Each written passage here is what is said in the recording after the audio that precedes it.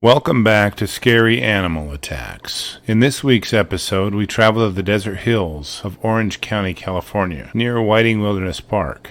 The landscape is dry, desert, scrub brush, and rolling rocky hills, the perfect cover for a stealthy, silent, stalking predator. The hills extend into the urban area above Santa Monica. Cars honk and the city bustles, but that doesn't mean Mother Nature stops doing what she does. This is a perfect mountain lion habitat, and they are thriving here. Mark Reynolds is 35 years old and an avid mountain biker. He spends his spare time racing up and down the trails of Whiting Wilderness Park with his friends. Today, he is by himself. No gun, no pepper spray. Just the freedom of enjoying his favorite hobby in the great wide open. Much of the trail system winds up and down the hills above the parking area below, and the twists and turns go for immeasurable miles. If someone ends up injured or lost, it might be a while before any other people are able to help. Mark is about 30 minutes into his ride when he approaches a short climb and starts pedaling his high-performance mountain bike hard to make it to the top. As he strains, he reaches the top of the incline and his feet lurch forward in a spasm of discombobulation. He looks down and his chain is hanging from the front sprocket. As he leans down to take a look at the problem, he grabs onto the two broken ends of his bike chain.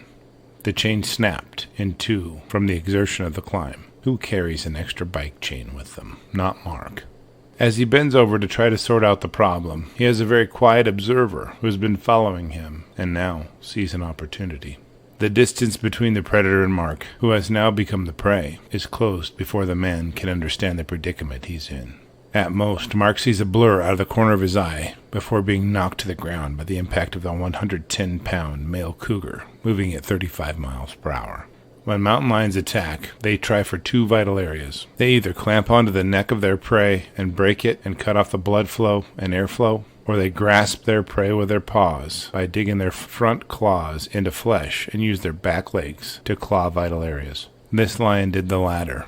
Mark was disemboweled by the mountain lion, while the beast bit at his neck and face with its claws embedded into his shoulders. The hungry and growing lion clamped its jaws into Mark's flesh and strained to drag the man off the trail and into the bush several yards. He consumes a portion of Mark's corpse and lays up for a rest while he's digesting for the afternoon. Mark's mountain bike lays on its side along the trail as a harbinger. Hjelle and her mountain biking buddy, Debbie Nichols, head up to Whiting Wilderness Park to enjoy one of their favorite trails together.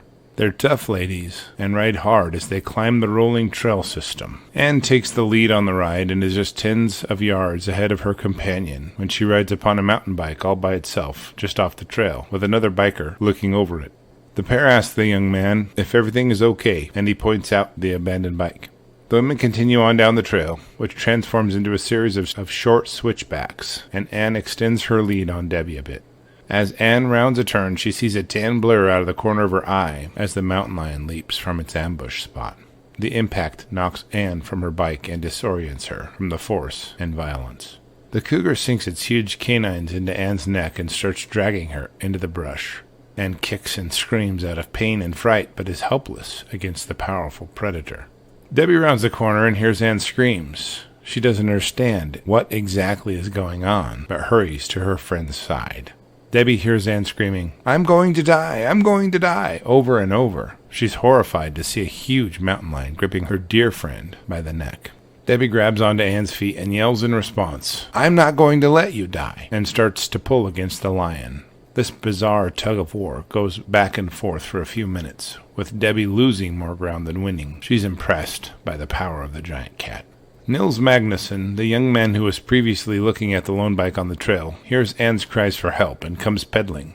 He throws Anne's bike toward the cougar in a panicked attempt to scare the predator. Debbie screams to Nils to throw rocks, and he immediately bombards the mountain lion.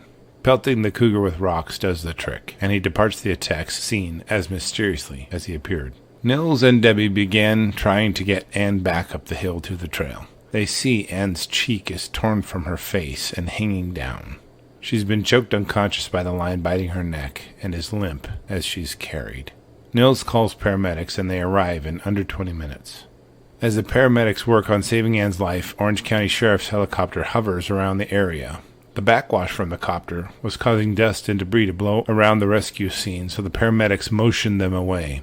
Little did they know, the lion was hiding a very short distance away, watching the rescue, and was not leaving even after the helicopter approached it closely, trying to run it off. That is when the occupants of the helicopter saw Mark's body in the brush. Anne was carried up the hill to the helicopter and flown to Mission Hospital for life-saving surgery. Her injuries included having her left cheek nearly completely torn off her face. She had more than 20 perforations in her neck around her voice box. The back of her neck had a large laceration as the lion tried to break her neck by biting her there. Surgeons reattached the nerves and muscles that control her face and insert 200 stitches to hold her face together. The mountain lion that attacked Mark and Anne was normal body weight, young, and did not have rabies. When authorities performed a necropsy on the lion, it was found to have consumed human tissues including skin, liver, and lung tissue, all from Mark. Experts say that there are between 4,000 and 6,000 mountain lions in California and over 6 mountain lions in the Whiting Ranch Park area alone. Mark Reynolds was the first mountain lion fatality recorded in Orange County. Biologists claim that mountain lion attacks are rare and that being in a group and standing erect are behaviors that may help avoid attack. Since 1890, California records indicate that there have been 21 mountain lion attacks on humans, but trend up as 19 of them have occurred since 1986.